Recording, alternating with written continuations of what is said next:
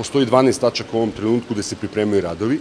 U Vojvodini se pripremaju, dakle, 10 km od Novog Sada ka Horgošu, od Horgoša ka Novom Sadu, nekoliko tačaka gradnje na zaobilaznici oko Beograda i naravno nekoliko tačaka gradnje na istočnom delu ovoga Koridora 10 i južnom delu Koridora 10. Dakle, sve se to sprema. Svi ti projekti su u različitim fazama. Što se tiče Vojvodine, idejni projekat je gotov, sad se u ovom trenutku radi glavni projekat. Ja verujem da će tender biti raspisan, on može da bude raspisan i prema parametrima koji postoji u idejnom projektu i mi očekujemo da će krajem aprila početi radovi, dakle da će se završiti tenderska procedura, dakle radi se o deonicama od 10 km.